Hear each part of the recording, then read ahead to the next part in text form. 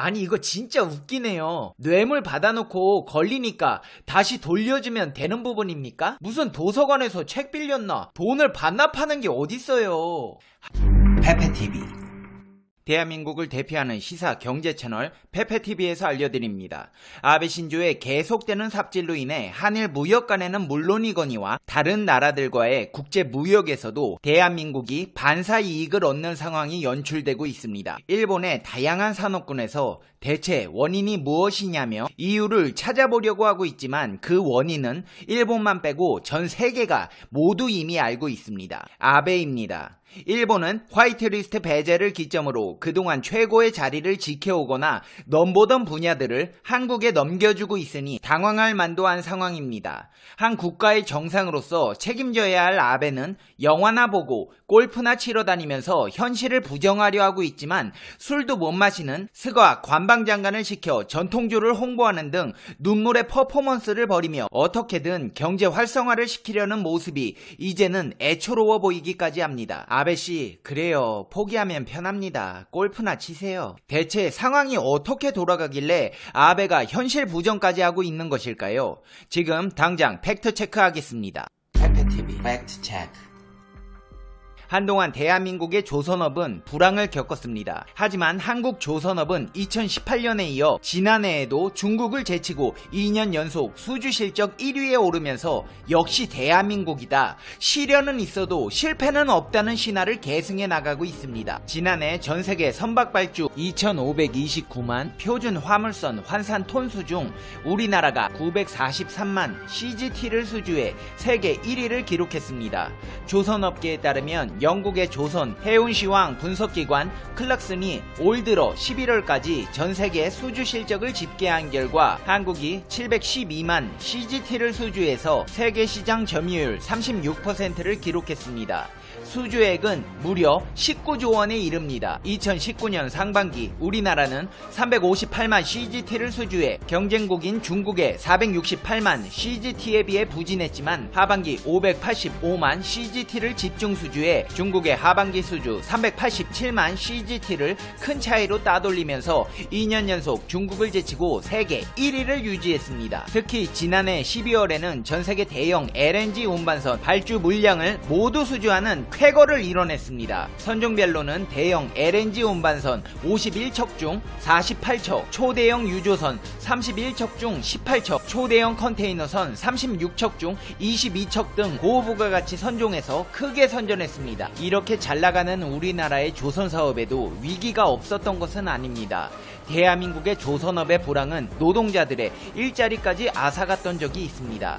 조선업 고용도는 건조량과 비교해 2018년 8월 10만 5천 명으로 최저점을 기록한 이후 지난해 7월 11만 명대를 회복하면서 지속적인 상승 추세를 보이고 있습니다. 우리나라 조선업 고용 동향은 고용보험 피보험자 숫자를 근거로 2015년 18만 8천 명에서 2017년 11만 4천 명으로 크게 줄었고 2018년에는 10만 5천 명으로 바닥을 찍었습니다. 이후 지난해 8월에는 11만 명, 11월에는 11만 1천 명으로 완만한 회복세를 보이고 있습니다. 조선업 1위를 되찾으면서 고용시장까지 회복되고 있는 겁니다. 이는 미중 무역분쟁 장기화에 따른 불확실성 증가 등으로 글로벌 발주가 부진한 상황에서 LNG 운반선, 초대형 유조선 등 주력 선종에서 우리 업계가 보여준 기술력과 품질로 이루어낸 결과입니다. 내년에는 전망이 더 밝습니다. 전문가들은 2020년 글로벌 발주가 2019년보다 대폭 증가한 38,050만 CGT에 이를 것이라고 전망했습니다. 또한 2020년 러시아, 카타르, 모잠비크 등의 대형 프로젝트 발주가 예정되어 있어 조선업황은 지속적으로 개선될 것이라고 기대감을 나타냈습니다. 삼성중공업 관계자는 지난해 수주 목표를 달성하지 못하고 91%에 그쳤으나 2020년에는 수주 목표가 개선될 것으로 전망한다면서 지난해보다 수주 목표를 늘릴 예정이라고 말했습니다. 우리나라 배들이 괜히 팔리는 게 아닙니다. 발전된 기술로 만든 유해 배기가스 배출 없는 친환경 LNG 최첨단 배이기 때문에 전 세계에서 좋다고 줄 서서 구매하는 것입니다. 올해부터는 국제해사기구의 환경 규제가 지난 1일부터 시행돼 우리나라 업체들의 LNG 추진선 수주가 대폭으로 판매될 것으로 예상되며 지난해 5척을 수주한 러시아의 야말 프로젝트 2 쇠빙 LNG 운반선 잔량 10척에 대한 추가 수주도 기대되고 있는 상황입니다. 정부에서는 우리나라 조선사들이 친환경 스마트화라는 조선업 패러다임 변화에 대응하고 미래 시장에서의 주도권을 지속적으로 유지해 나갈 수 있도록 자율 운항 선박, 친환경 선박, 스마트 한국형 야드 등 조선 사업의 미래 경쟁력 확보를 지속적으로 지원해 나갈 계획이라고 밝혔습니다. 우리나라를 따라잡겠다면서 공격적인 마케팅으로 불량 선적들을 수주하던 중국은 2위를 차지했습니다. 그렇다면 일본의 조선업 상황은 어떨까요? 3위를 차지하긴 했는데 2등인 중국과도 2배가 넘게 차이나는 3위를 차지했습니다. 우리나라에는 견줄 깜냥도 안됩니다. 때문에 아베는 지난해 엄청난 스트레스를 받았습니다. 일례로 지난 4월 미쯔비시 중공업은 국토교통선과 나가사키 조선소를 크루즈 선박 수리 조선소로 탈바꿈하는 내용의 비공개 회의를 가진 것부터 시작해서 한국을 따라잡기 위해 별 시덥지 않은 방법을 다 동원했습니다. 양적으로는 중국에, 질적으로는 우리나라에 밀리고 있는 일본의 조선업은 일감이 없는 조선소를 수리 조선소로 탈바꿈해 만들지 못하니까 수리라도 해서 어떻게 먹고 살아보려고 갖은 노력을 기울였습니다. 일본 조선업계가 몰락의 길을 걷는 이유에 대해 올해 초 일본의 니혼게이자이 신문은 LNG선 수주 감소를 들었습니다. LNG선은 가와사키 중공업이 아시아 최초로 건조하고 오랫동안 일본이 자랑하던 선종이었습니다. 하지만 지난 2015년 15척을 수주한 것을 마지막으로 제로의 실적이 이어지고 있습니다. 글로벌 경기 둔화가 이어지고 있는 상황에서 조선업계는 LNG 운반선 시장만이 유일하게 성장할 것으로 전망 중입니다. 한마디로 일본의 조선 산업은 불황이 장기화될 것이라는 말입니다. 아니 아베씨, 지금 시대가 어느 때인데 매연 뿜뿜 뿜어대는 배를 만들어서 팔아먹으려고 그래요. 하긴 석탄 발전소나 짓겠다는 인간한테 무슨 말을 하겠습니까? 친환경 뭐 뜻도 모르죠? 그냥 탄광이나 더 만들어서 관광 명소로 만들어봐요. 우리나라가 일본을 밟고 올라서는 분야는 조선업계뿐만이 아닙니다. 일본이 불화소소 안 판다며 한국한테 그만 좀 발전하라고 경계하던 반도체 분야에서 삼성전자가 초격차 기술로 반도체 1위 도약을 약속했습니다. 이재용 삼성전자 부회장은 반도체 연구소를 찾아 메모리에 이어 시스템 반도체 분야에서도 세계 1위가 되겠다는 반도체 비전 2030을 다시 한번 발표하며 목표 달성에 의지를 다졌습니다.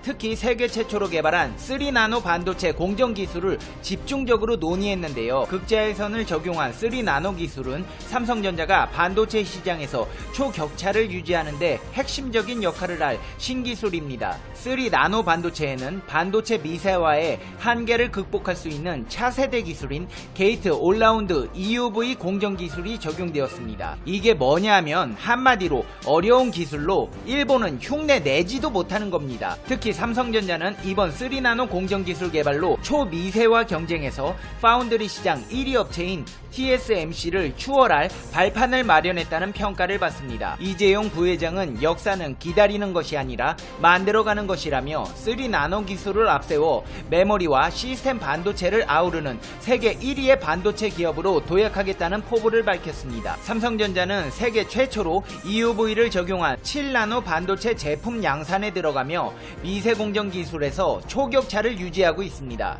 현재 전세계 반도체 업체 가운데 7나노 이하 제품을 양산하는 곳은 삼성전자와 대만의 TSMC 두 곳밖에 없습니다. 특히 7나노 경쟁에서 우위를 빼앗겼던 파운드리 1위인 대만 TSMC와의 격차를 좁히는 계기가 될 것으로 기대가 됩니다. 이뿐만이 아닙니다. 삼성전자에서는 8K QLED TV에서 세계 최고의 업스케일링 기술로 세계 시장을 석권해 나가고 있습니다. 삼성전자 TV 사업부는 AI 알고리즘, 시스템 반도체, 데이터 학습, 양산화 등에서 AI 업스케일링 기술 투자를 확대해 왔습니다. 2016년부터 AI 기반 8K 업스케일링 기술 확보를 위해 1,000억 원이 넘는 과감한 투자를 단행했습니다. 그로 인해 삼성전자는 80인치대 가정용 마이크로 LED TV를 처음으로 선보이며 혁신을 주도할 것으로 예상됩니다. 그렇다면 지금 아베는 신년휴가 때 골프 치고 영화 본 다음에 어떤 시간을 가지고 있을까요?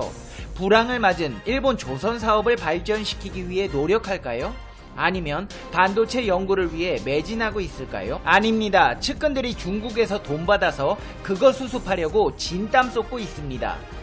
일본 유신의 소속 시모지 미키오 중의원이 복합 리조트 사업 진출을 희망한 중국 기업으로부터 불법 자금을 받은 사실을 인정했습니다. 시모지 의원은 자신의 지역구인 오키나와현 나하시에서 기자회견을 열어 중국 고문 중 한 명으로부터 선거자금 명목으로 100만엔 1083만원을 받았다며 여건이 되면 받았던 돈을 돌려줄 계획이라고 전했습니다. 아니 이거 진짜 웃기네요. 뇌물 받아놓고 걸리니까 다시 돌려주면 되는 부분입니까?